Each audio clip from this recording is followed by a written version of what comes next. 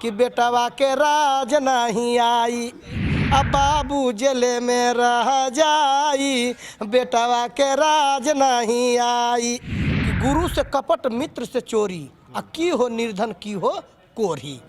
नमस्कार, मेरा नाम कुमार गौतम है और आप देख रहे हैं न्यूज़ फॉर नेशन। मंच वही, जगह वही, सब कुछ वैसा ही, लेकिन बस आधे घंटे के भीतर महागठबंधन से मुकेश सहनी का अलग हो जाना कहीं ना कहीं दर्शाता है कि महागठबंधन अब एकजुट नहीं है। लेकिन इसके साथ ही जिस तरीके से महागठबंधन से अलग होने के बाद साहनी के कार्यकर्ता अब एक अलग तरीके का स्लोगन रच रहे हैं, एक अलग तरीके की कविता गढ़ रहे हैं, तो देखना होगा कि इस चुनाव में ये स्लोगन, ये जो गढ़ी हुई कविताएं हैं, ये कितना कारगर साबित होती है। तो आइए हम आपको सुनाते हैं पहले कार्यकर्ताओं के द्वारा जो उन्होंने महागठबंधन के ऊपर कटाक्ष करते हुए अपने ही आवाज़ में जो कविता सुनाई है वो किस लहजे में सुनाई है। कि बेटवा के राज नहीं आई, कि बेटवा के राज नहीं आई, अब बाबू जेले में रह जाई, बेटवा के राज नहीं आई। अति पिछड़ा के संगे कैल जब धोखा, यही से जेलिए में खाता न लिट्टी चोखा, कि सपना सपने रही जाई, अब बेटवा के राज नहीं आई, सपना सपने रह जाई। जमीनी कार्यकर्ता हैं और अपने राष्ट्रीय अध्यक्ष जी के नीति सिद्धांत पर हम लोग चलने वाले हैं।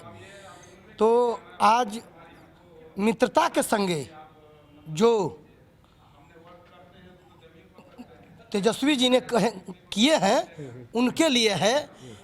किसी ने कहा है महाभारत में, चाहे कहीं न लिखा गया है कि गुरु से कपट मित्र से चोरी, की हो निर्धन की हो कोरी। तो हम जब अध्यक्ष जी मित्रता किए हैं तो मित्रता के संगे उन्होंने चोरी की है, तो वो सत्ता से कोरी रहेंगे। तो हम लोग छोटा मोटा देहाती कवि है लिखते हैं, तो वह लिखे के हमके पढ़ल कि बेटवा के राज नहीं आई, कि बेटवा के राज नहीं आई, अब बाबू जेले में रह जाई, बेटवा के राज नहीं आई।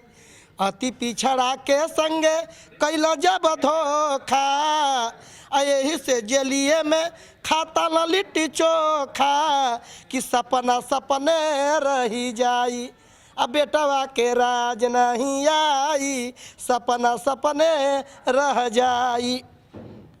जेल से बाबू करें पुकार, अब की बेटवा जय बाहर, ई नारा है। जय हिंद।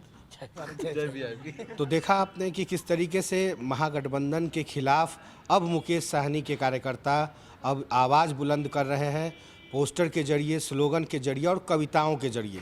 अब इस बिहार के चुनाव में स्लोगन का, कविता का कितना असर होता है यह तो जनता तय करेगी, लेकिन इतना ज़रूर है कि ये कविता बार बार सुनने के लिए लोग पसंद करेंगे। सहयोगी आकाश के साथ Kumar Gautam, news for nation, Patna.